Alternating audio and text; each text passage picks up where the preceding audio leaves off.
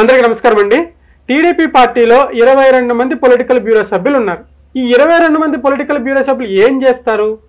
Party తీసుకోబోయే నిర్ణయాలను, లేకపోతే పార్టీలో జరుగుతున్నటువంటి అంతర్గత అంశాలను, పార్టీకి సంబంధించి ఏ అంశమైనా ఏ నిర్ణయమైనా వీళ్ళందరూ కూర్చొని 22 మెంబర్స్ కూర్చొని చర్చించుకొని పార్టీని ముందుకు తీసుకెళ్ళడం జరుగుతుంది. ఫైనల్ గా చంద్రబాబు నాయుడు గారి మాట వాగ్దానం అయినప్పటికీ కూడా చంద్రబాబు నాయుడు గారు కూడా ఈ 22 మెంబర్స్ తో కూర్చొని చర్చిస్తారట.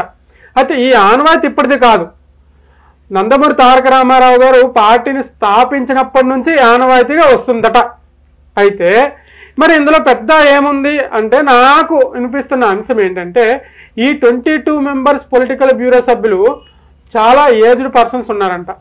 వాళ్ళని తీసేసి కొత్త వాళ్ళని, అంటే యువకులని, పార్టీలో ఉన్నటువంటి యువ నాయకులని ఈ పొలిటికల్ బ్యూరోలో యాడ్ చేయడానికి టీడీపీ పార్టీ చూస్తుందంట. అది కూడా నారా లోకేష్ గారే దీన్ని ప్రతిపాదించారట. నారా లోకేష్ గారి టీమే మళ్ళీ ఇందులో యాడ్ అవుతుందని ఒక వార్త వినిపిస్తుంది.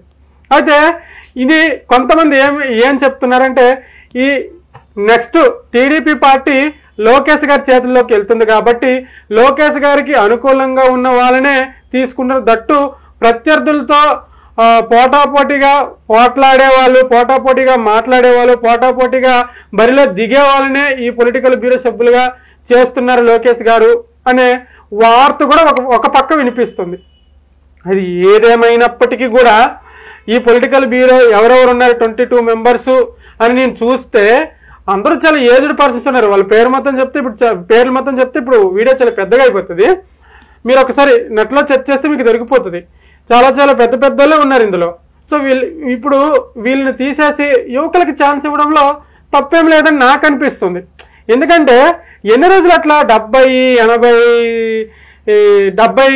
ఏళ్ళకి పైబడి ఉన్నారు ఒక్కొక్కరు. చాలా చాలా సీనియర్స్ ఉన్నారనమాట.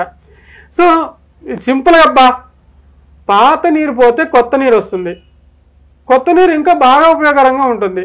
మన బాడీలో పాత రక్తం తీసేస్తే కొత్త రక్తం వస్తుంది, చాలా ఆరోగ్యకరం. దట్టు పార్టీకి కూడా అదే అప్లికేబుల్ అవుతుంది. సో ఈ విధంగా ఈ నిర్ణయంలో నాకైతే తప్పని అనిపించట్లేదు. సో చూడాలి పార్టీ అధిష్టానం ఏ నిర్ణయం తీసుకుంటుంది ఏంటనేది. ఏదేమైనప్పటికీ కూడా బాబు గారు నిర్ణయమే తుది నిర్ణయం ఇక్కడ జరుగుతుంది. కాకపోతే లోకేష్ గారు ప్రతిపాదన పెట్టారట కొత్త వాళ్ళనే, అది కూడా యువకులనే.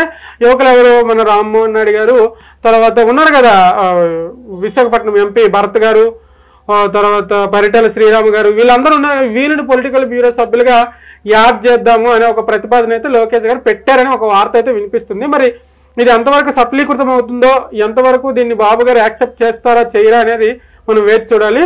నెక్స్ట్ అప్డేట్ ఏంటనేది మనం చూద్దాం. Thank you so much.